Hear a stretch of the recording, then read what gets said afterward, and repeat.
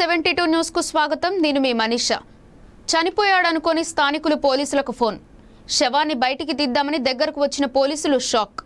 హన్మకొండ జిల్లా రెడ్డిపురం కోవెలకుంటలో ఓ వ్యక్తి ఈ రోజు ఉదయం 7 గంటల నుంచి 12 గంటల వరకు నీటిలోనే ఉన్నాడు. అది గమనించిన స్థానికులు కేయూ పోలీసులకు 108 సిబ్బందికి సమాచారం ఇవ్వడంతో ఘటనా స్థలానికి చేరుకున్న 108 సిబ్బంది పోలీసులు ఆ వ్యక్తి మృతి చెంది ఉంటాడని బయటికి లాగి చూస్తే బతికి ఉన్న వ్యక్తి. అతడు నెల్లూరు జిల్లా కావలికి చెందిన వ్యక్తిగా గుర్తింపు. 10 రోజుల నుండి గ్రానైట్ క్వారీలో 12 గంటల సేపు ఎండకు పనిచేసి తట్టుకోలేక నీటిలో సేద తీరడానికి వచ్చానని పోలీసులకు తెలిపాడు.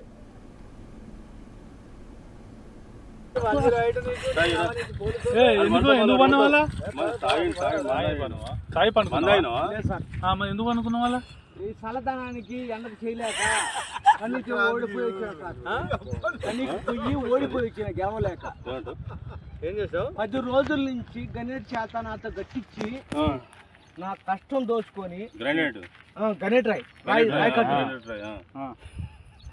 నాకు అంటే డబ్బులు ఇచ్చారు, కానీ శ్రమ పొద్దున 7 నుంచి సాయంత్రం